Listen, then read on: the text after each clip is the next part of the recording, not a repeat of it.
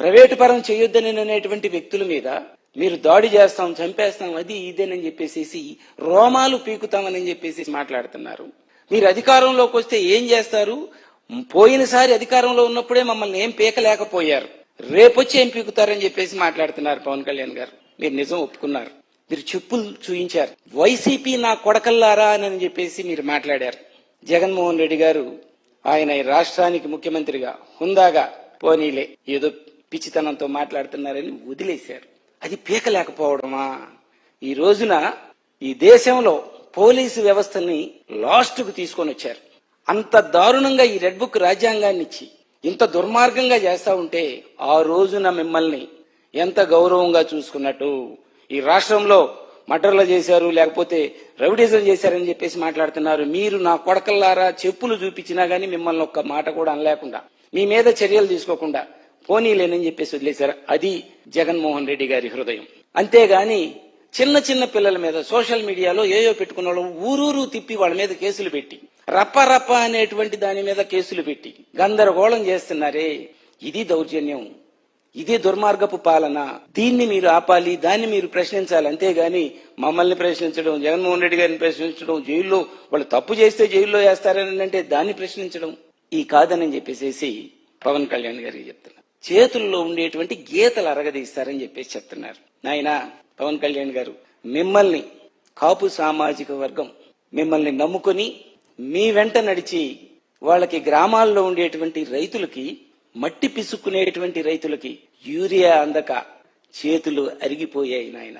టైంకి తుఫాను వస్తే ఆ టైంకి ఇన్సూరెన్స్ కట్టక జగన్మోహన్ రెడ్డి గారు విత్తనం నాటగానే ఇన్సూరెన్స్ కట్టేవాళ్ళు. మీ చంద్రబాబు నాయుడు గారు, మీ కూటమి ప్రభుత్వం ఇన్సూరెన్స్ కట్టక ఆ పంటలు నష్టపోతే ఇన్పుట్ సబ్సిడీ కూడా రాకుండా దుర్మార్గమైనటువంటి పరిస్థితుల్లో మిమ్మల్ని నమ్మినటువంటి మీ సామాజిక వర్గం గ్రామాలలో ఉన్నాయి. నేను చూస్తున్నా. కాపు నేస్తం సంవత్సరానికి 15,000 రూపాయలు చొప్పున 45 సంవత్సరాలు దాటినటువంటి స్త్రీలకు కాపు నేస్తం 15,000 రూపాయలు వచ్చాయి. వాటిల్ని వాళ్ళ దగ్గర లేకుండా చేశారు.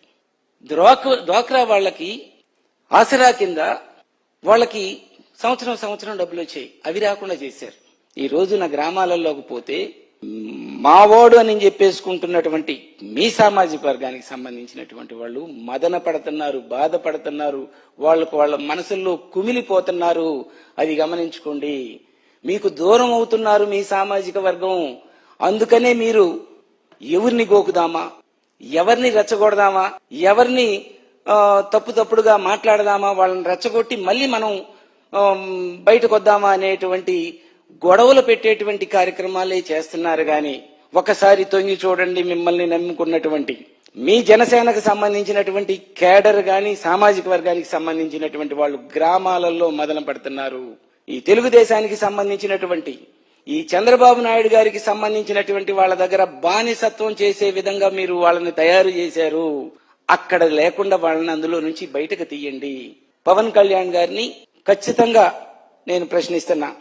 ఆంధ్రుల హక్కు విశాఖ హక్కు అన్నారు, అది చంద్రబాబు హక్కు అయిపోయింది. ఇప్పుడు దాన్ని మీరు అడగట్లా, దాన్ని ప్రశ్నించట్లా.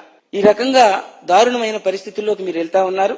కాబట్టి పవన్ కళ్యాణ్ గారు, మీరు మాట్లాడేటప్పుడు ముందు మీ కూటమిలో ఏమి జరుగుతుందో చూసుకొని ఆ తర్వాత వైసీపీ పార్టీలో గాని మమ్మల్ని గాని మీరు ఏదైనా గాని మీరు అనేటప్పుడు మీరు ఒళ్ళు దగ్గర పెట్టుకొని, నోరు దగ్గర పెట్టుకొని అవి మాట్లాడుతూ ఉంటే బాగుంటుంది. అంతేగాని వైసీపీ నా కొడకల్లారా చెప్పులు చూపించడాలు ఇవన్నీ చూసినా గాని భరించున్నాం.